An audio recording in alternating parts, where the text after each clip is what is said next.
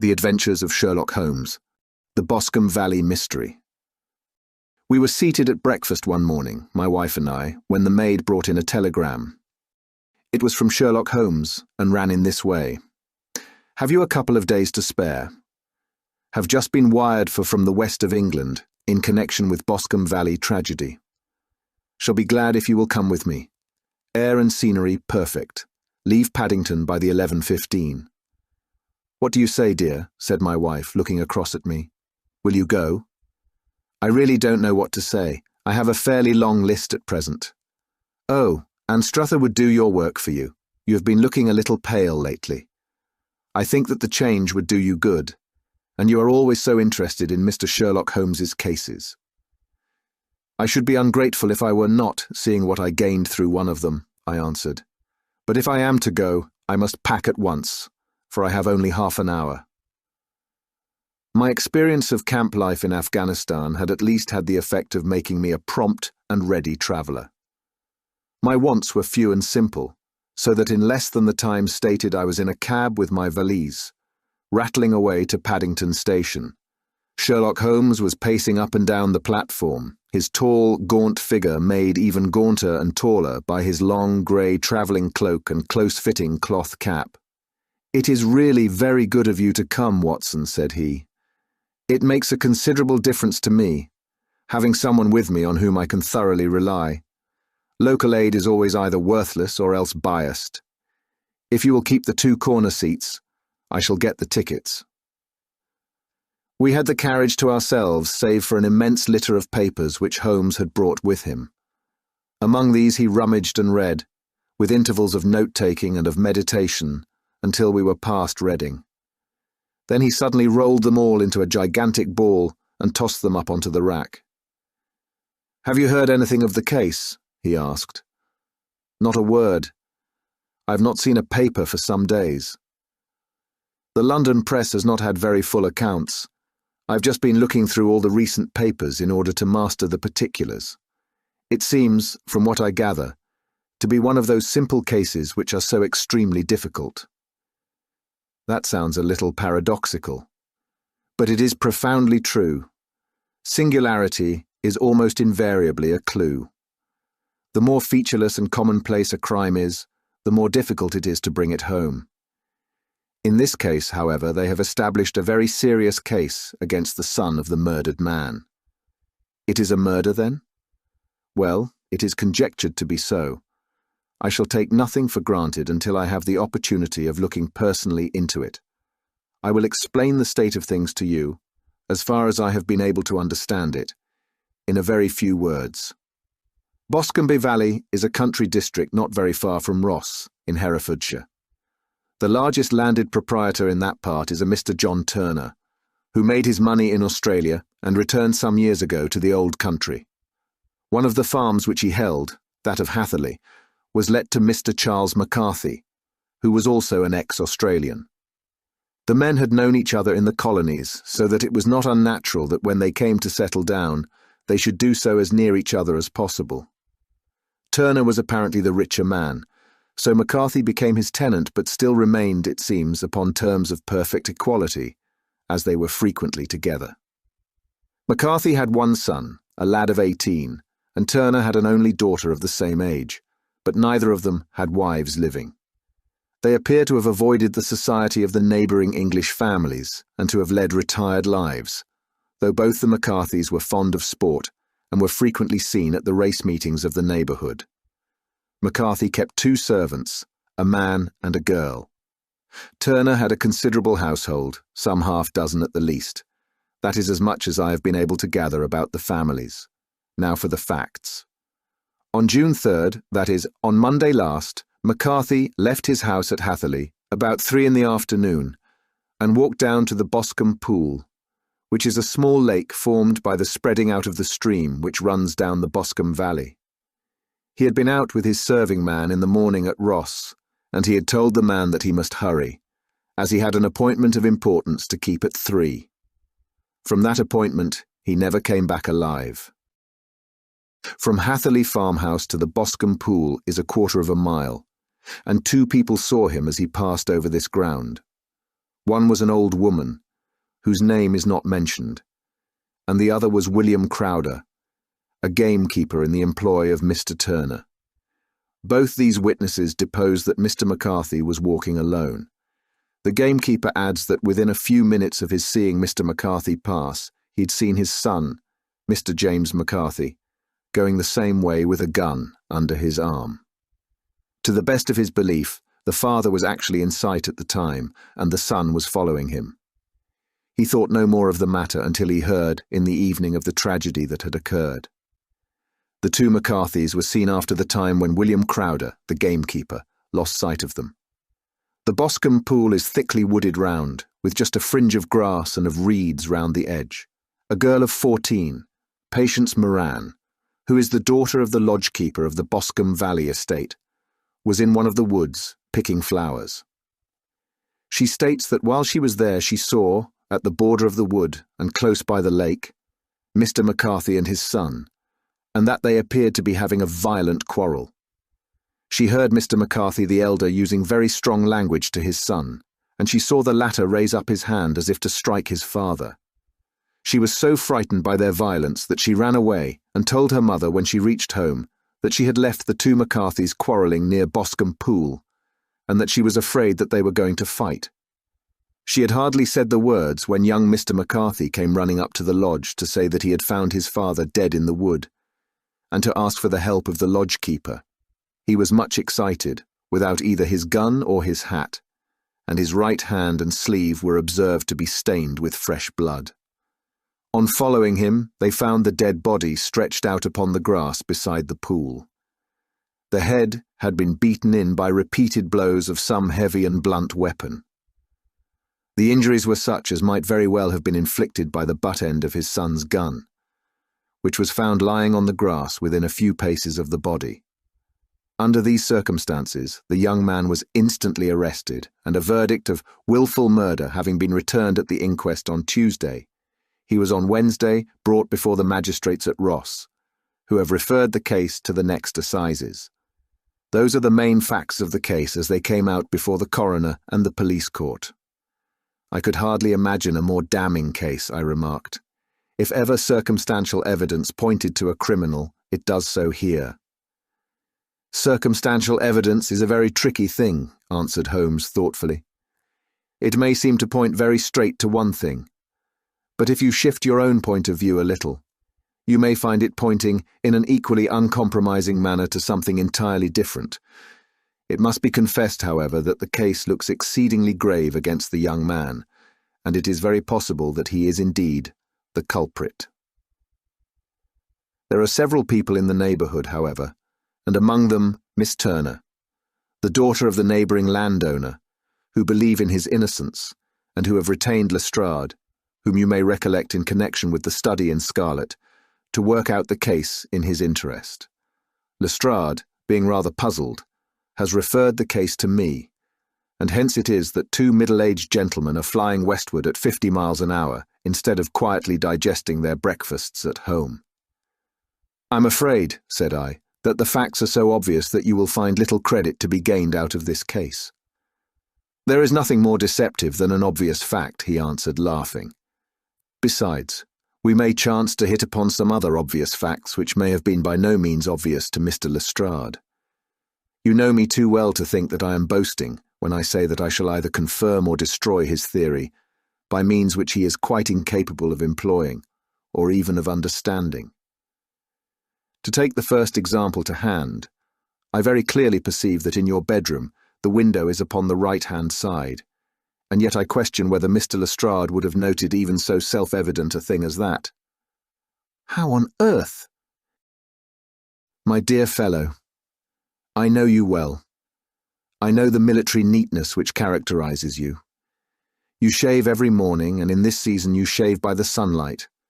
But since your shaving is less and less complete as we get farther back on the left side, until it becomes positively slovenly as we get round the angle of the jaw, it is surely very clear that that side is less illuminated than the other. I could not imagine a man of your habits looking at himself in an equal light and being satisfied with such a result. I only quote this as a trivial example of observation and inference. Therein lies my métier, and it is just possible that it may be of some service in the investigation which lies before us. There are one or two minor points which were brought out in the inquest, and which are worth considering. What are they? It appears that his arrest did not take place at once, but after the return to Hatherley Farm. On the Inspector of Constabulary informing him that he was a prisoner, he remarked that he was not surprised to hear it, and that it was no more than his deserts. This observation of his had the natural effect of removing any traces of doubt which might have remained in the minds of the coroner's jury. "It was a confession," I ejaculated. "No, for it was followed by a protestation of innocence."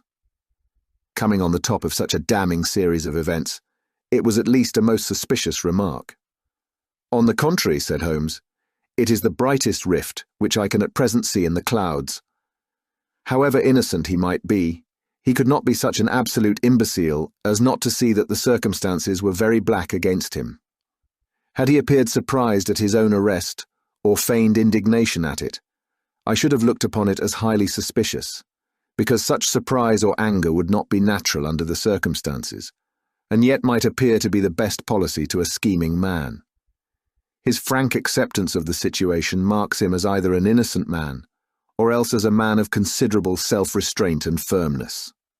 As to his remark about his deserts, it was also not unnatural if you consider that he stood beside the dead body of his father, and that there is no doubt that he had that very day so far forgotten his filial duty as to bandy words with him, and even, according to the little girl whose evidence is so important, to raise his hand as if to strike him. The self-reproach and contrition which are displayed in his remark appear to me to be the signs of a healthy mind rather than of a guilty one. I shook my head. "Many men have been hanged on far slighter evidence," I remarked. "So they have, and many men have been wrongfully hanged. What is the young man's own account of the matter? It is, I'm afraid, not very encouraging to his supporters, though there are one or two points in it which are suggestive. You will find it here, and may read it for yourself." He picked out from his bundle a copy of the local Herefordshire paper, and having turned down the sheet, he pointed out the paragraph in which the unfortunate young man had given his own statement of what had occurred. I settled myself down in the corner of the carriage and read it very carefully. It ran in this way. A Mr. James McCarthy, the only son of the deceased, was then called and gave evidence as follows. I had been away from home for 3 days at Bristol, and had only just returned upon the morning of last Monday, the 3rd. My father was absent from home at the time of my arrival, and I was informed by the maid that he had driven over to Ross with John Cobb, the groom. Shortly after my return, I heard the wheels of his trap in the yard, and looking out of my window, I saw him get out and walk rapidly out of the yard, though I was not aware in which direction he was going. I then took my gun and strolled out in the direction of the Boscombe Pool, with the intention of visiting the rabbit warren, which is upon the other side. On my way I saw William Crowder, the gamekeeper, as he had stated in his evidence, but he is mistaken in thinking that I was following my father. I had no idea that he was in front of me. When about 100 yards from the pool, I heard a cry of "Cooey!"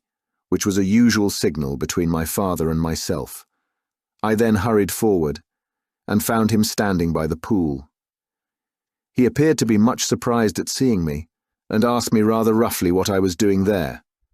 A conversation ensued which led to high words and almost to blows, for my father was a man of a very violent temper. Seeing that his passion was becoming ungovernable, I left him and returned towards Hatherley Farm. I had not gone more than 150 yards, however, when I heard a hideous outcry behind me, which caused me to run back again. I found my father expiring upon the ground, with his head terribly injured. I dropped my gun and held him in my arms, but he almost instantly expired. I knelt beside him for some minutes, and then made my way to Mr. Turner's lodge-keeper, his house being the nearest, to ask for assistance. I saw no one near my father when I returned, and I have no idea how he came by his injuries. He was not a popular man, being somewhat cold and forbidding in his manners, but he had, as far as I know, no active enemies. I know nothing further of the matter. The coroner. Did your father make any statement to you before he died? Witness. He mumbled a few words, but I could only catch some allusion to a rat. The coroner. What did you understand by that? Witness. It conveyed no meaning to me. I thought that he was delirious. The coroner. What was the point upon which you and your father had this final quarrel? Witness. I should prefer not to answer. The coroner. I'm afraid that I must press it. Witness. It is really impossible for me to tell you. I can assure you that it has nothing to do with the sad tragedy which followed. The coroner. That is for the court to decide. I need not point out to you that your refusal to answer will prejudice your case considerably in any future proceedings which may arise. Witness. I must still refuse. The coroner. I understand that the cry of cooey was a common signal between you and your father. Witness. It was. The coroner. How was it then that he uttered it before he saw you, and before he even knew that you had returned from Bristol? Witness, with considerable confusion. I do not know. A juryman. Did you see nothing which aroused your suspicions when you returned on hearing the cry and found your father fatally injured? Witness. Nothing definite. The coroner. What do you mean? Witness. I was so disturbed and excited as I rushed out into the open that I could think of nothing except of my father. Yet I have a vague impression that as I ran forward, something lay upon the ground to the left of me. It seemed to me to be something grey in colour, a coat of some sort, or a plaid perhaps. When I rose from my father, I looked round for it. But it was gone. Do you mean that it disappeared before you went for help? Yes, it was gone. You cannot say what it was. No, I had a feeling something was there. How far from the body? 12 yards or so. And how far from the edge of the wood? About the same. Then, if it was removed, it was while you were within 12 yards of it. Yes, but with my back towards it. This concluded the examination of the witness. I see, said I, as I glanced down the column, that the coroner in his concluding remarks was rather severe upon young McCarthy. He calls attention, and with reason, to the discrepancy about his father having signalled to him before seeing him, also to his refusal to give details of his conversation with his father, and his singular account of his father's dying words. They are all, as he remarks, very much against the sun. Holmes laughed softly to himself and stretched himself out upon the cushioned seat. Both you and the coroner have been at some pains, said he, to single out the very strongest points in the young man's favour. Don't you see that you alternately give him credit for having too much imagination and too little? Too little if he could not invent a cause of quarrel which would give him the sympathy of the jury. Too much if he evolved from his own inner consciousness anything so outre as a dying reference to a rat and the incident of the vanishing cloth. No, sir, I shall approach this case from the point of view that what this young man says is true, and we shall see whither that hypothesis will lead us. And now here is my pocket Petrarch, and not another word shall I say of this case until we are on the scene of action. We lunch at Swindon, and I see that we shall be there in 20 minutes. It was nearly 4 o'clock when we at last, after passing through the beautiful Stroud Valley and over the broad gleaming Severn, found ourselves at the pretty little country town of Ross. A lean, ferret-like man, furtive and sly-looking, was waiting for us upon the platform. In spite of the light brown dustcoat and leather leggings which he wore in deference to his rustic surroundings, I had no difficulty in recognising Lestrade, of Scotland Yard. With him, we drove to the Hereford Arms, where a room had already been engaged for us. "I have ordered a carriage," said Lestrade as we sat over a cup of tea. "I knew your energetic nature, and that you would not be happy until you had been on the scene of the crime. It was very nice and complimentary of you, Holmes answered. It is entirely a question of barometric pressure. Lestrade looked startled. I do not quite follow, he said. How is the glass? 29, I see. No wind and not a cloud in the sky. I have a case full of cigarettes here which need smoking, and the sofa is very much superior to the usual country hotel abomination. I do not think that it is probable that I shall use the carriage tonight. Lestrade laughed indulgently. You have, no doubt, already formed your conclusions from the newspapers, he said. The case is as plain as a pikestaff, and the more one goes into it, the plainer it becomes. Still, of course, one can't refuse a lady, and such a very positive one, too. She has heard of you, and would have your opinion, though I repeatedly told her that there was nothing which you could do which I had not already done. Why, bless my soul, here is her carriage at the door. He had hardly spoken before there rushed into the room one of the most lovely young women that I have ever seen in my life. Her violet eyes shining, her lips parted, a pink flush upon her cheeks, all thought of her natural reserve lost in her overpowering excitement and concern. "Oh, Mr. Sherlock Holmes," she cried, glancing from one to the other of us, and finally, with a woman's quick intuition, fastening upon my companion, "I am so glad that you have come. I've driven down to tell you so. I know that James didn't do it. I know it, and I want you to start upon your work knowing it too. Never let yourself doubt upon that point. We have known each other since we were little children, and I know his faults as no one else does. But he is too tender-hearted to hurt a fly. Such a charge is absurd to anyone who really knows him." "I hope we may clear him, Miss Turner," said Sherlock Holmes. "You may rely upon my doing all that I can. But you have read the evidence. You have formed some conclusion. Do you not see some loophole, some flaw? Do you not yourself think that he is innocent?" "I think that it is very probable." "There, now," she cried, throwing back her head and looking defiantly at Lestrade. "You hear? He gives me hopes." Lestrade shrugged his shoulders. "I'm afraid that my colleague has been a little quick in forming his conclusions," he said. "But he is right. Oh, I know that he is right. James never did it.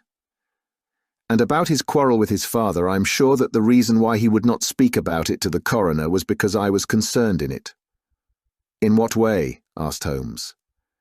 "It is no time for me to hide anything. James and his father had many disagreements about me.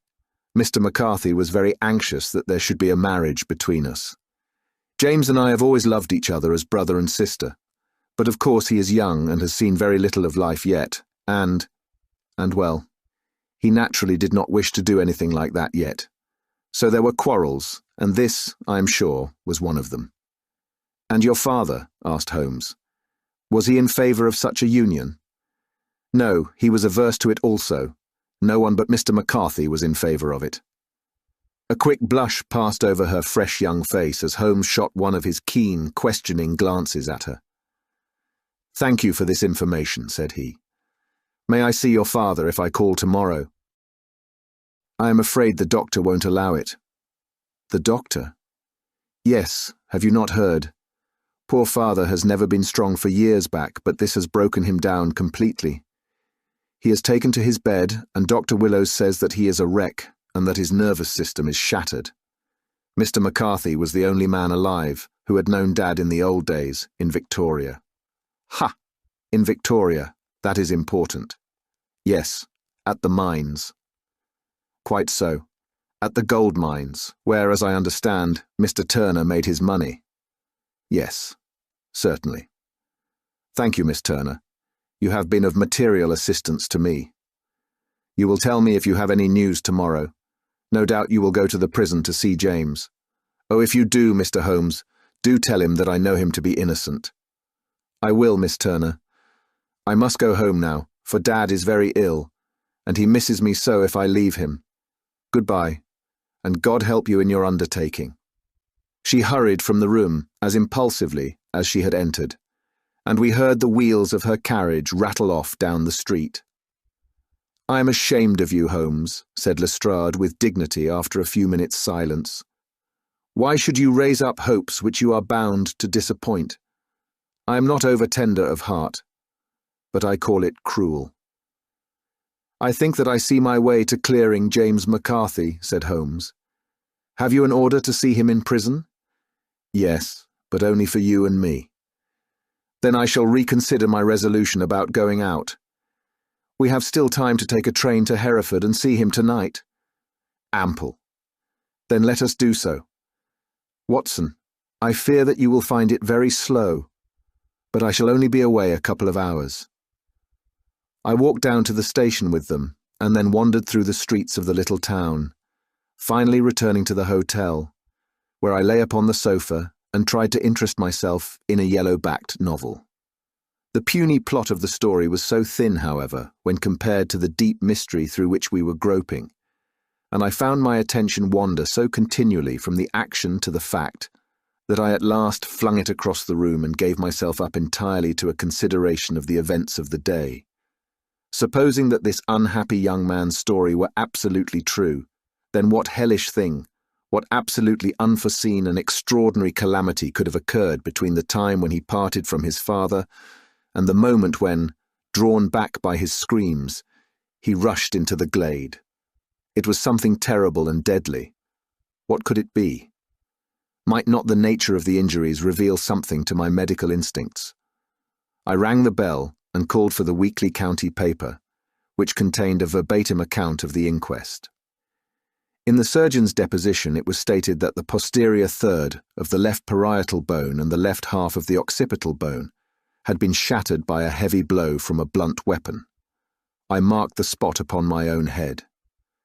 Clearly such a blow must have been struck from behind. That was to some extent in favour of the accused, as when seen quarrelling he was face to face with his father. Still, it did not go for very much, for the older man might have turned his back before the blow fell. Still, it might be worthwhile to call Holmes's attention to it. Then there was the peculiar dying reference to a rat. What could that mean? It could not be delirium. A man dying from a sudden blow does not commonly become delirious. No, it was more likely to be an attempt to explain how he met his fate. But what could it indicate? I cudgelled my brains to find some possible explanation, and then the incident of the grey cloth seen by young McCarthy.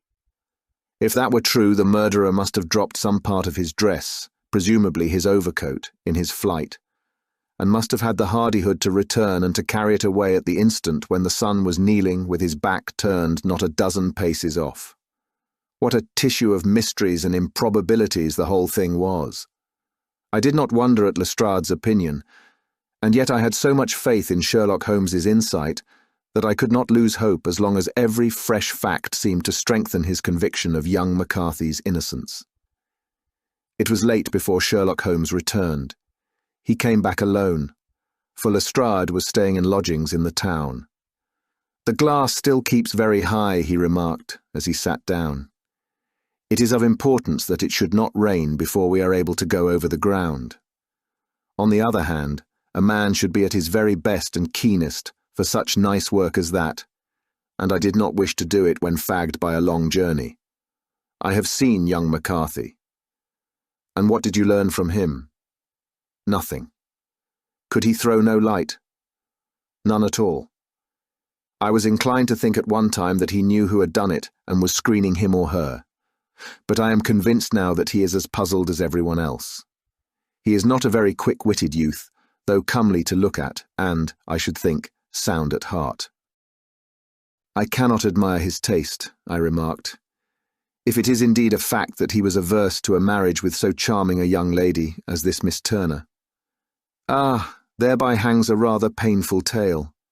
This fellow is madly, insanely, in love with her. But some 2 years ago, when he was only a lad and before he really knew her, for she had been away 5 years at a boarding school, what does the idiot do but get into the clutches of a barmaid in Bristol and marry her at a registry office? No one knows a word of the matter, but you can imagine how maddening it must be to him to be upbraided for not doing what he would give his very eyes to do, but what he knows to be absolutely impossible. It was sheer frenzy of this sort which made him throw his hands up into the air when his father, at their last interview, was goading him on to propose to Miss Turner. On the other hand, he had no means of supporting himself, and his father, who was by all accounts a very hard man, would have thrown him over utterly had he known the truth. It was with his barmaid wife that he had spent the last 3 days in Bristol, and his father did not know where he was. Mark that point. It is of importance. Good has come out of evil, however, for the barmaid, finding from the papers that he is in serious trouble and likely to be hanged, has thrown him over utterly and has written to him to say that she has a husband already in the Bermuda dockyard, so that there is really no tie between them. I think that that bit of news has consoled young McCarthy for all that he has suffered. But if he is innocent, who has done it? Ah, who? I would call your attention very particularly to 2 points. One is that the murdered man had an appointment with someone at the pool, and that the someone could not have been his son, for his son was away, and he did not know when he would return. The second is that the murdered man was heard to cry cooey before he knew that his son had returned. Those are the crucial points upon which the case depends. And now let us talk about George Meredith, if you please, and we shall leave all minor matters until tomorrow. There was no rain, as Holmes had foretold, and the morning broke bright and cloudless.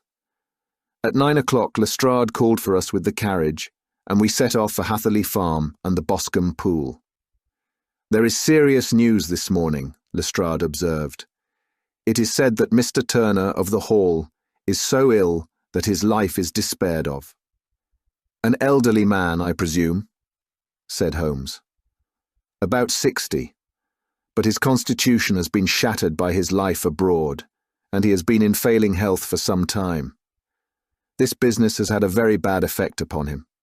He was an old friend of McCarthy's, and, I may add, a great benefactor to him, for I have learned that he gave him Hatherley Farm rent-free."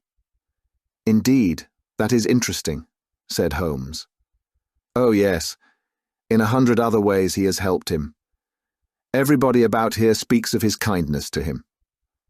Really, does it not strike you as a little singular that this McCarthy, who appears to have had little of his own, and to have been under such obligations to Turner, should still talk of marrying his son to Turner's daughter, who is presumably heiress to the estate, and that in such a very cocksure manner, as if it were merely a case of a proposal and all else would follow? It is the more strange, since we know that Turner himself was averse to the idea. The daughter told us as much. Do you not deduce something from that?" "We have got to the deductions and the inferences," said Lestrade, winking at me. "I find it hard enough to tackle facts, Holmes, without flying away after theories and fancies." "You are right," said Holmes demurely. "You do find it very hard to tackle the facts. Anyhow, I've grasped one fact which you seem to find it difficult to get hold of," replied Lestrade with some warmth, "and that is, that McCarthy Sr. met his death from McCarthy Jr., and that all theories to the contrary are the merest moonshine." "Well, moonshine is a brighter thing than fog," said Holmes, laughing. "But I am very much mistaken if this is not Hatherley Farm upon the left." "Yes, that is it." It was a widespread, comfortable-looking building, 2-storied, slate-roofed, with great yellow blotches of lichen upon the grey walls. The drawn blinds and the smokeless chimneys, however, gave it a stricken look, as though the weight of this horror still lay heavy upon it. We called at the door when the maid, at Holmes's request, showed us the boots which her master wore at the time of his death, and also a pair of the son's, though not the pair which he had then had. Having measured these very carefully from 7 or 8 different points, Holmes desired to be led to the courtyard, from which we all followed the winding track which led to Boscombe Pool. Sherlock Holmes was transformed when he was hot upon such a scent as this. Men who had only known the quiet thinker and logician of Baker Street would have failed to recognize him. His face flushed and darkened. His brows were drawn into 2 hard black lines, while his eyes shone out from beneath them with a steely glitter. His face was bent downward, his shoulders bowed, his lips compressed, and the veins stood out like whipcord in his long, sinewy neck. His nostrils seemed to dilate with a purely animal lust for the chase, and his mind was so absolutely concentrated upon the matter before him that a question or remark fell unheeded upon his ears, or at the most, only provoked a quick, impatient snarl in reply. Swiftly and silently, he made his way along the track which ran through the meadows, and so by way of the woods to the Boscombe pool. It was damp, marshy ground, as is all that district, and there were marks of many feet, both upon the path and amid the short grass which bounded it on either side. Sometimes Holmes would hurry on, sometimes stop dead, and once he made quite a little detour into the meadow. Lestrade and I walked behind him, the detective indifferent and contemptuous, while I watched my friend with the interest which sprang from the conviction that every one of his actions was directed towards a definite end. The Boscombe pool, which is a little reed-girt sheet of water some 50 yards across, is situated at the boundary between the Hatherley farm and the private park of the wealthy Mr. Turner. Above the woods, which lined it upon the farther side, we could see the red jutting pinnacles which marked the site of the rich landowner's dwelling. On the Hatherley side of the pool, the woods grew very thick, and there was a narrow belt of sodden grass 20 paces across between the edge of the trees and the reeds which lined the lake. Lestrade showed us the exact spot at which the body had been found, and indeed, so moist was the ground, that I could plainly see the traces which had been left by the fall of the stricken man. To Holmes, as I could see by his eager face and peering eyes, very many other things were to be read upon the trampled grass. He ran round, like a dog who is picking up a scent, and then turned upon my companion. "What did you go into the pool for?" he asked. "I fished about with a rake. I thought there might be some weapon or other trace. But how on earth—" "Oh, tut, tut, I have no time. That left foot of yours with its inward twist is all over the place. A mole could trace it, and there it vanishes among the reeds. Oh, how simple it would all have been had I been here before they came like a herd of buffalo and wallowed all over it. Here is where the party with the lodge-keeper came, and they have covered all tracks for 6 or 8 feet round the body. But here are 3 separate tracks of the same feet." He drew out a lens and lay down upon his waterproof to have a better view, talking all the time rather to himself than to us. "These are young McCarthy's feet. Twice he was walking, and once he ran swiftly, so that the soles are deeply marked and the heels hardly visible. That bears out his story. He ran when he saw his father on the ground. Then here are the father's feet as he paced up and down. What is this, then? It is the butt end of the gun as the son stood listening. And this? Ha ha! What have we here? Tiptoes, tiptoes, square too, quite unusual boots. They come, they go, they come again. Of course, that was for the cloak. Now where did they come from?" He ran up and down, sometimes losing, sometimes finding the track, until we were well within the edge of the wood and under the shadow of a great beech, the largest tree in the neighbourhood. Holmes traced his way to the farther side of this and lay down once more upon his face, with a little cry of satisfaction. For a long time he remained there, turning over the leaves and dried sticks, gathering up what seemed to me to be dust into an envelope and examining with his lens not only the ground, but even the bark of the tree as far as he could reach. A jagged stone was lying among the moss, and this also he carefully examined and retained. Then he followed a pathway through the wood until he came to the high road, where all traces were lost. "It has been a case of considerable interest," he remarked, returning to his natural manner. "I fancy that this grey house on the right must be the lodge. I think that I will go in and have a word with Moran, and perhaps write a little note. Having done that, we may drive back to our luncheon. You may walk to the cab, and I shall be with you presently." It was about 10 minutes before we regained our cab and drove back into Ross, Holmes still carrying with him the stone which he had picked up in the wood. "This may interest you, Lestrade," he remarked, holding it out. "The murder was done with it." "I see no marks." "There are none." "How do you know, then?" The grass was growing under it. It had only lain there a few days. There was no sign of a place whence it had been taken. It corresponds with the injuries. There is no sign of any other weapon. And the murderer is a tall man, left-handed, limps with the right leg, wears thick-soled shooting boots and a grey cloak, smokes Indian cigars, uses a cigar holder, and carries a blunt penknife in his pocket. There are several other indications, but these may be enough to aid us in our search. Lestrade laughed. "I'm afraid that I am still a skeptic," he said. "Theories are all very well, but we have to deal with a hard-headed British jury." "Nous verrons," answered Holmes calmly. "You work your own method, and I shall work mine. I shall be busy this afternoon, and shall probably return to London by the evening train." "And leave your case unfinished?" "No, finished. But the mystery? It is solved." "Who was the criminal, then?" "The gentleman I describe." "But who is he?" "Surely it would not be difficult to find out. This is not such a populous neighbourhood."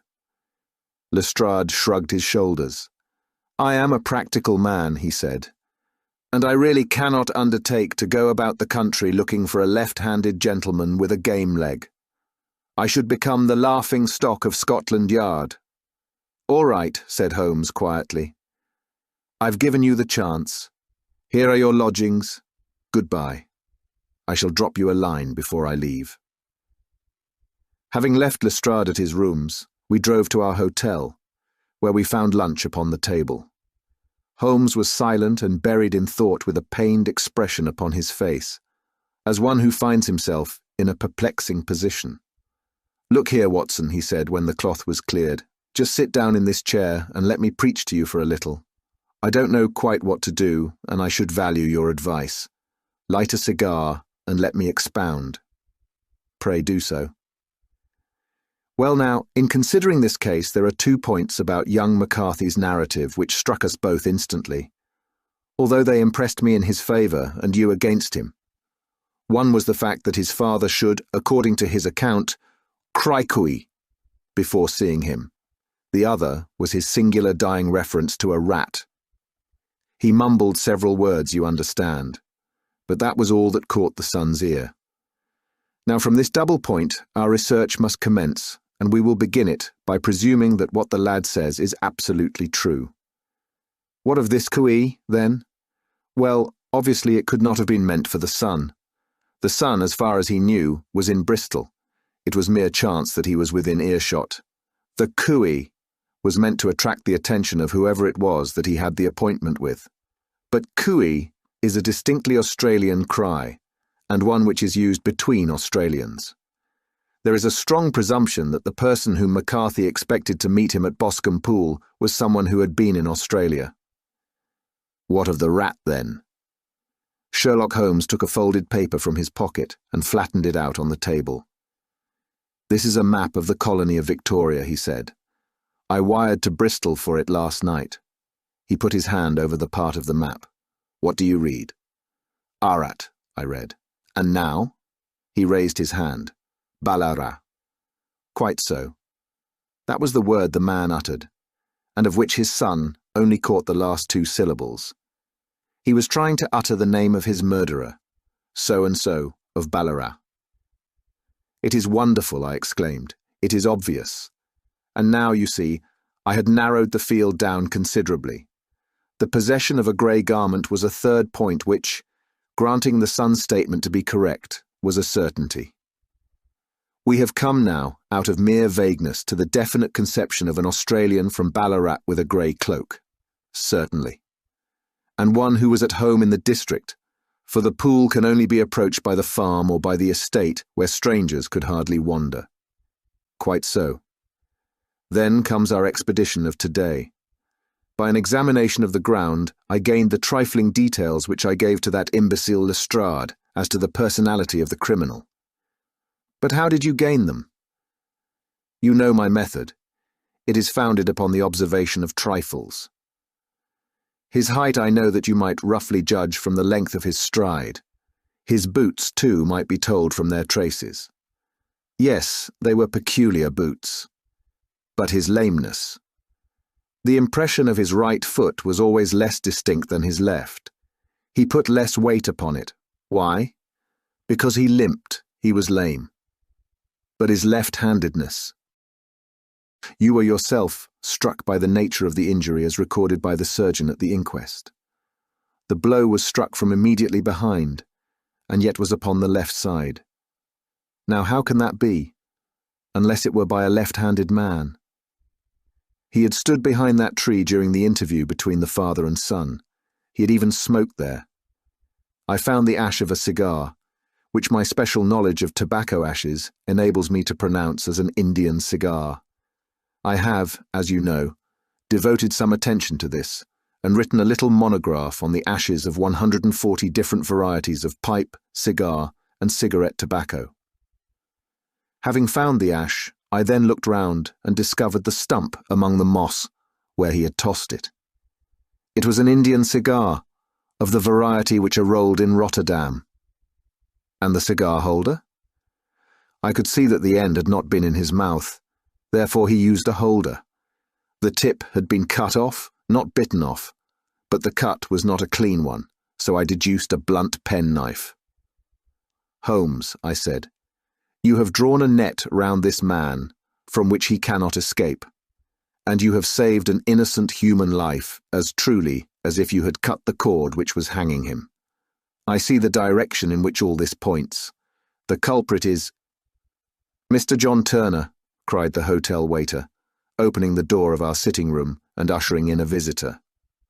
The man who entered was a strange and impressive figure.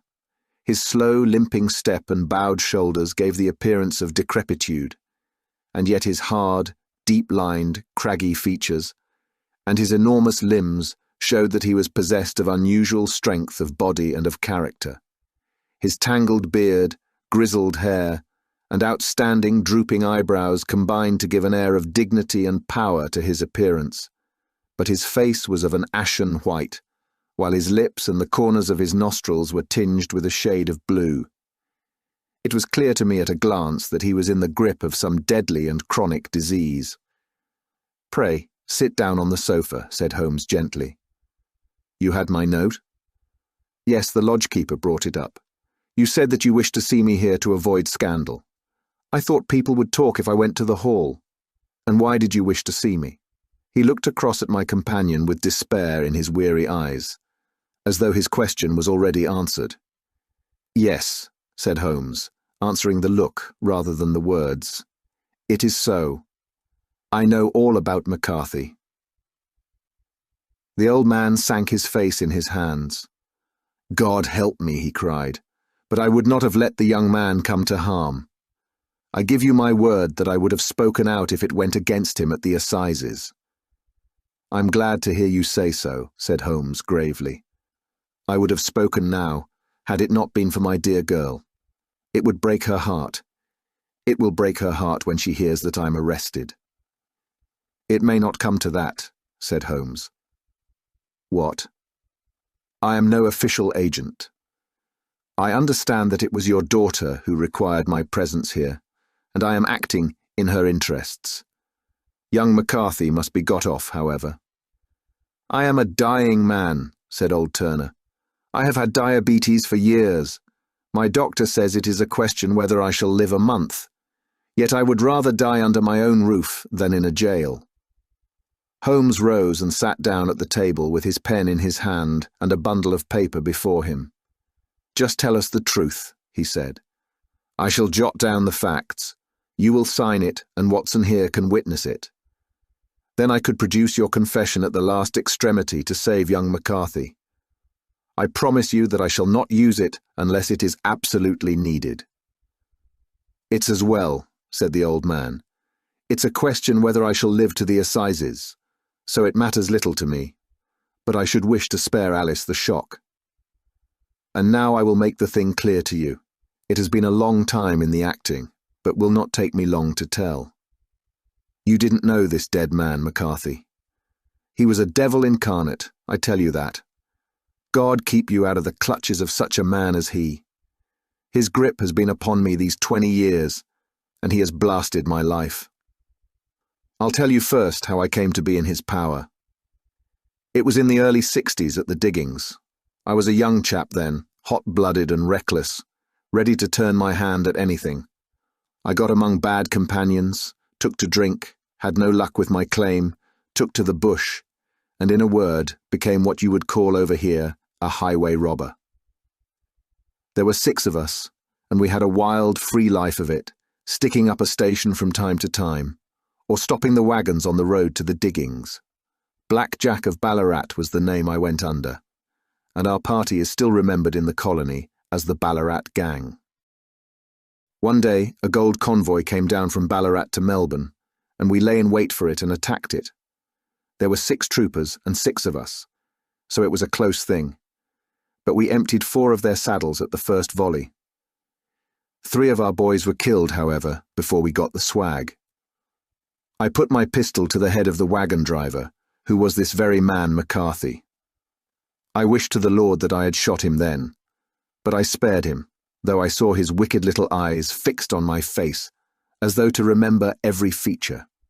We got away with the gold, became wealthy men, and made our way over to England without being suspected. There I parted from my old pals and determined to settle down to a quiet and respectable life. I bought this estate, which chanced to be in the market, and I set myself to do a little good with my money, to make up for the way in which I had earned it. I married too, and though my wife died young, she left me my dear little Alice. Even when she was just a baby, her wee hand seemed to lead me down the right path as nothing else had ever done. In a word, I turned over a new leaf and did my best to make up for the past. All was going well when McCarthy laid his grip upon me. I had gone up to town about an investment, and I met him in Regent Street with hardly a coat to his back or a boot to his foot. "Here we are, Jack," says he, touching me on the arm. "We'll be as good as a family to you. There's 2 of us, me and my son, and you can have the keeping of us. If you don't, it's a fine, law-abiding country is England, and there's always a policeman within hail." Well, down they came to the West Country. There was no shaking them off, and there they have lived rent-free on my best land ever since. There was no rest for me, no peace, no forgetfulness. Turn where I would, there was his cunning, grinning face at my elbow. It grew worse as Alice grew up, for he soon saw I was more afraid of her knowing my past than of the police. Whatever he wanted he must have, and whatever it was I gave him without question, land, money, houses, until at last he asked a thing which I could not give. He asked for Alice. His son, you see, had grown up, and so had my girl, and as I was known to be in weak health, it seemed a fine stroke to him that his lad should step into the whole property. But there I was firm. I would not have his cursed stock mixed with mine. Not that I had any dislike to the lad, but his blood was in him, and that was enough. I stood firm. McCarthy threatened. I braved him to do his worst. We were to meet at the pool midway between our houses to talk it over. When I went down there I found him talking with his son, so I smoked a cigar and waited behind a tree until he should be alone. But as I listened to his talk, all that was black and bitter in me seemed to come uppermost. He was urging his son to marry my daughter with as little regard for what she might think, as if she were a slut from off the streets. It drove me mad to think that I and all that I held most dear should be in the power of such a man as this. Could I not snap the bond? I was already a dying and a desperate man.